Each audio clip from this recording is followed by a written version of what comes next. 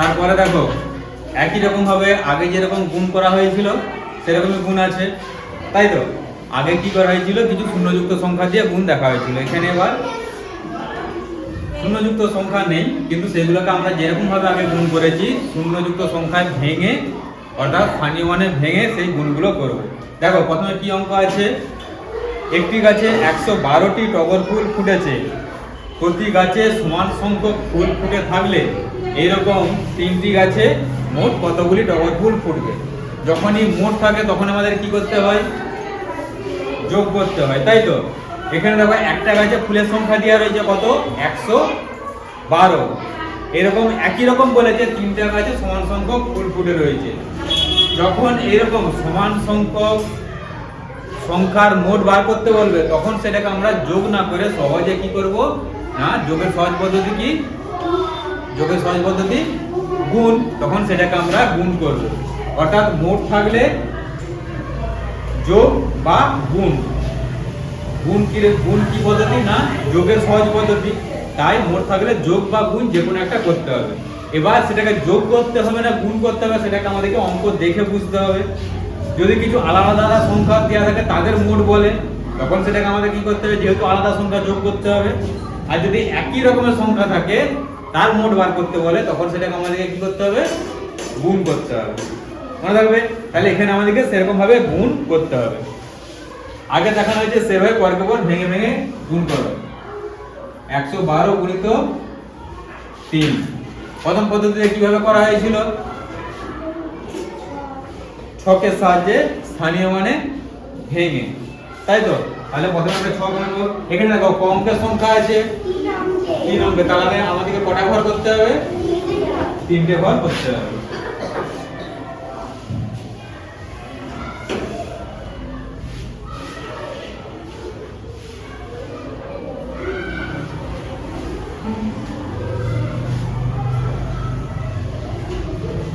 উপরে কোন সংখ্যাটা লেখা হয়,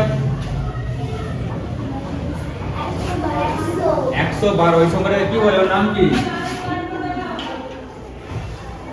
112 নাম কি, হ্যাঁ গুণের নাম কি, আগের দিন বলে দিয়ে গেছি। কোনটার কি নাম বলো, কি নাম, এটার নাম গুণ্য। গুণ্যকে সবসময় সাধারণভাবে গুণ্যকে সবসময় আমাদেরকে ভেঙে করতে হয়, ঠিক আছে? আর মাঝদিকে কি লেখা হবে, 3, ওইটার নাম কি, ওইটার নাম হচ্ছে গুণ। এবার এখানে স্থানীয় মান 112 কে ভাঙতে পারবে, বলো এককের ঘরে কি হবে, 2, 10,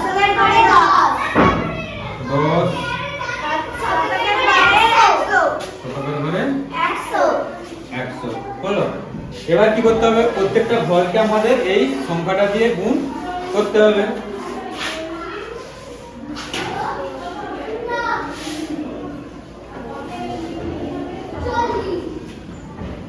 বলো কত হবে, দেখো শূন্যযুক্ত সংখ্যা কোন আছে গেছে, বলো সবাই কি হবে, হ্যাঁ তারপর 3 বলো, তারপর তারপর তারপর 6 বলো। এবার পাশে কি করতে হবে, আমাদেরকে যেরকম ভাবে যোগ করা হয় সেইভাবে যোগ করে দিতে হবে।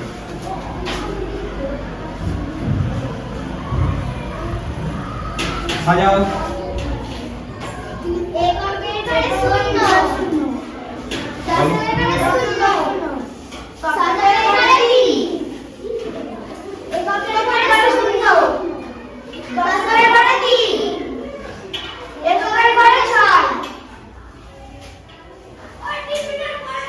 বলো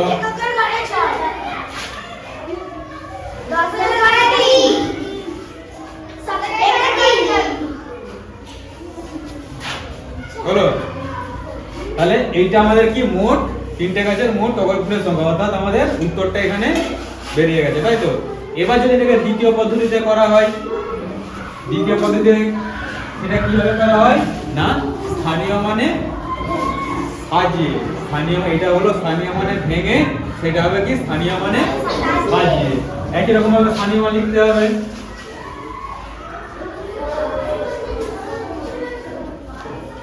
সাজাও।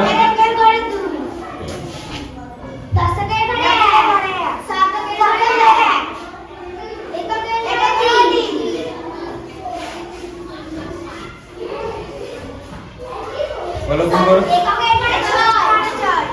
বলে বলে করো, বলে বলে কোন সংখ্যাটার সাথে কি হচ্ছে বলে বলে করো, তাহলে কখনো ভুল হয়। 3 দুগুণে 6, তারপর 3।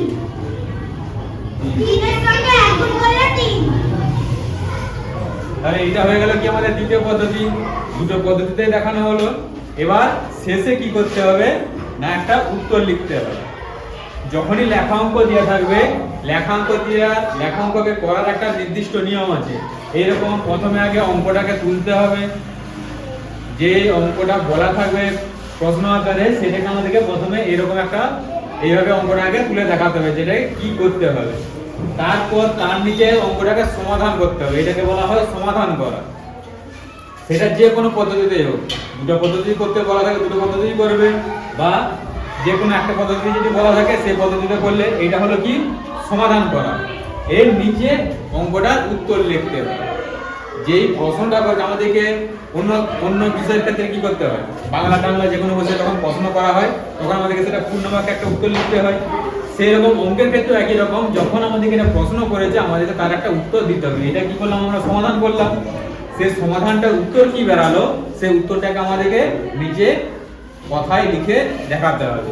সেটা লিখতে হয় কিভাবে না, আগে দেখিয়ে দিয়েছি তোমাদেরকে। এরকম একটা চিহ্ন দিতে হয়, এই চিহ্নটাকে কি বলে,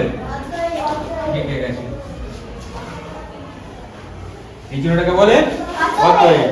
অতএব দিয়ে এবার উত্তরটাকে লিখতে হবে। কি লিখতে হবে, শেষে যতটুকু প্রশ্ন বলা থাকবে সেইটুকু লেখা হবে। যেরকম ভাবে বাংলাতে লেখা হতো আগে, যেটা প্রশ্নবোচক শব্দ সেকেন্ডে শুধু উত্তরটা বসে বাকি পুরো শব্দটা লিখতে হতো, তাই তো পুরো বাক্যটা লিখতে হতো। সেরকম এখানেও একই রকম পুরো বাক্যটাই লেখা হবে, শুধু যেখানে প্রশ্ন বলেছে সেই জায়গাটাকে শুধু লেখা হবে। কি না, 3টি গাছে ড্যাশটি টগর ফুল ফুটেছে, মোট ড্যাশটি টগর ফুল ফুটেছে, ওইটাই হয়ে যাবে আমাদের উত্তর। তাহলে এখানে লিখতে হবে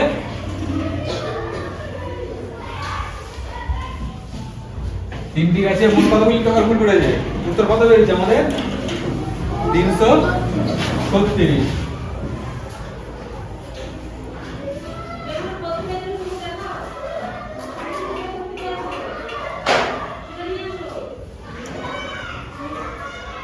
হলো, এইটা হলো হচ্ছে সম্পূর্ণ অঙ্কটা।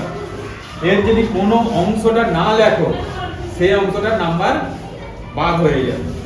বুঝা গেল? এই যে এইটা লেখা হয়েছে এইটার জন্য নাম্বার থাকে আলাদা, এইটার জন্য যেটা অঙ্কটা বসবে তার জন্য নাম্বার আলাদা থাকে, আর যে নিচে যে উত্তরটা লেখা হবে সেটার জন্য আলাদা আলাদা নাম্বার থাকে। যেই অংশটা না করবে সেই অংশটার নাম্বার বাদ চলে যাবে। অঙ্কটা তো কষতেই হবে, অঙ্ক না করলে তুমি যেখানেই যা লেখো না কেন তার কোনো দাম নেই। অঙ্কটা কষতেই হবে, তারপরে এগুলোকে অবশ্যই লিখতে হবে। বোঝা গেল? তাহলে লেখাঙ্ক থাকলে কিভাবে লেখাঙ্ক করতে হবে বোঝা গেছে তো? এরপরে দেখো একই রকমের দেয়া রয়েছে, কার্ডের সাহায্যে দেয়া রয়েছে, কার্ডের সাহায্যে আর দেখাচ্ছি নেই। তারপরে দেখো বইয়ের দাম বের করি, 71 পাতায় যে অঙ্কগুলো দেওয়া রয়েছে।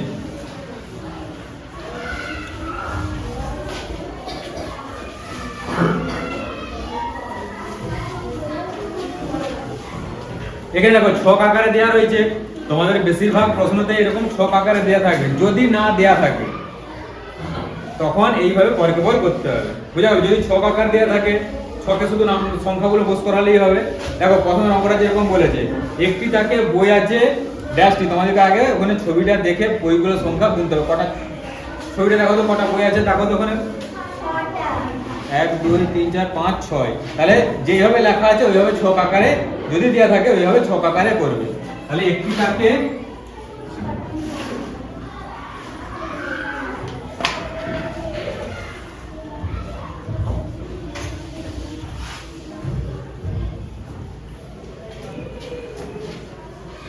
এখানে কত হবে, একটি থাকে বইয়ের সংখ্যা 6। তাহলে এখানে লিখে দিলাম 6।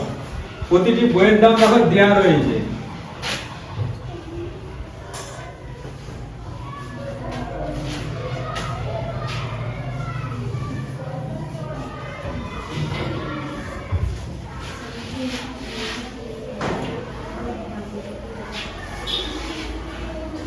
কত টাকা দেওয়া হয়েছে?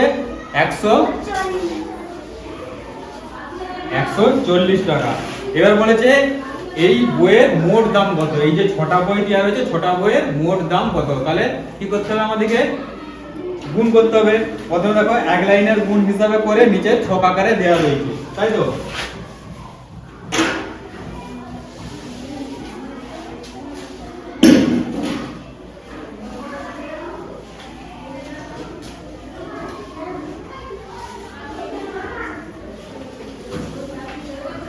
এবার এটা ছক আকারে করতে পারবে? বলো দেখি।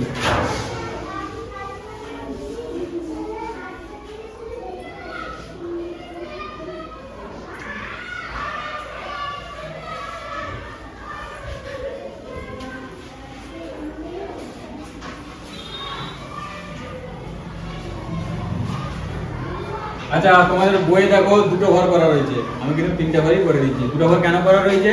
না এককের ঘরটায় কি আছে? শূন্য আছে, কিন্তু তোমরা 3টে ঘরই করে দেবে। নাহলে কোনটায় শূন্য আছে কোনটায় শূন্য নেই করতে দিয়ে শেষকালে সবই দুটো ঘর করে দিবে, সব অঙ্ক ভুলে গিয়ে যাবে। বুঝে গেল? বলো কোন ঘরে কি হবে বলো? শূন্য, 40, 100। গুণ করতে পারবে? 100 গুণিত 6, 40 গুণিত 6, 0 গুণিত 6। বলো 100 গুণিত 6 কত হবে? একবারে বলে দিলে। হ্যাঁ, 40 গুণিত 6 কত হবে? 0। তারপর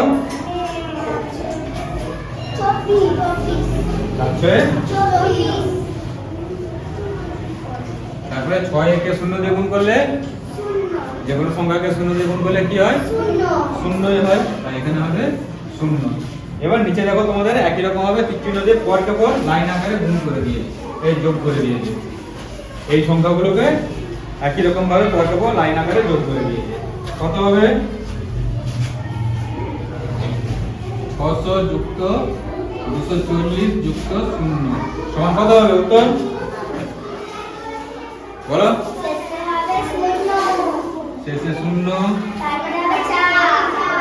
তারপরে হবে 8। এটা হলো কি প্রথম পদ্ধতি। এবার যদি দ্বিতীয় পদ্ধতি করতে বলা হয়, এখানে করে দেওয়া আছে দ্বিতীয় পদ্ধতি করতে পারবে। দ্বিতীয় পদ্ধতি করতে গেলে প্রথমে কি করতে হয়?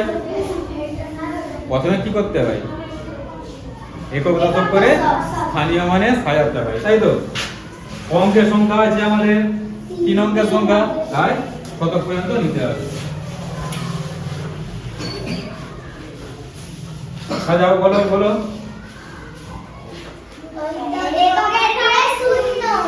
তারপর বলো, বলে যাও। তারপর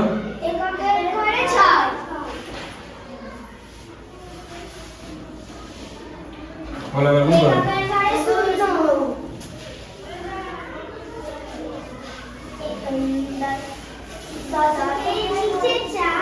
কি করে গুণটা বলো, মুখে বলো। হ্যাঁ, 4 6 24। 24 কত থাকে? 4। আর কত যায়? আবার বলে 2।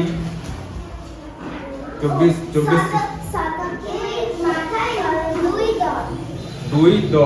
2 10টা আগের ঘরে এসে শুধু 2 বসে যায়। বুঝা গেল? মুখে বলা সবসময় বলতে হয় দশক আকারে। কারণ কি 24 4 6 24। 24 থেকে যদি আমরা 4 বাদ দিয়ে দিই তাহলে কি ওদের 2 থাকে? কত থাকে? 20। 20 মানে কত? 20তে কটা 10 আছে? 20তে কটা 10 আছে? দুটো, তাই সেই জন্য বলা হয় 2 10। বুঝা গেল? 2 10 মানে কি দুটো 10-এর কাট, সেই জন্য এখানে 2 লেখা হলো। বুঝা গেল? এবার তারপরে গুণ করো। 6 আর 1 6 আর উপরে আছে 2, কত হবে? 8। তাহলে এটাই হয়ে গেল আমাদের উত্তর। বুঝা গেল? যদি এরকম ছক আকারে দেওয়া থাকে এরকম ছকে ছকে শুধু সংখ্যাগুলো বস করালে, আর যদি ছক আকারে না দেওয়া থাকে আগে যেভাবে দেখালাম সেভাবে করতে হবে। পরের কথাটা দেখো, শুধু স্থানীয় মানে সাজিয়ে গুণ দেওয়া রয়েছে। একটা দেখিয়ে দিচ্ছি, বাকিগুলো নিজেরা বাড়িতে করে নিবে। দেখো শুধু দ্বিতীয় পদ্ধতিতে গুণ দেওয়া রয়েছে তো, হ্যাঁ তাই তো, প্রথম পদ্ধতিটা ছক আকারে দেওয়া নেই।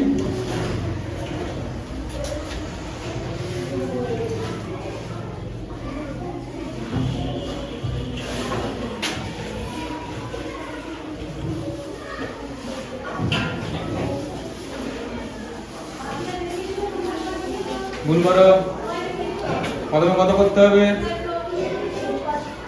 3 এর সাথে 5 কত হবে?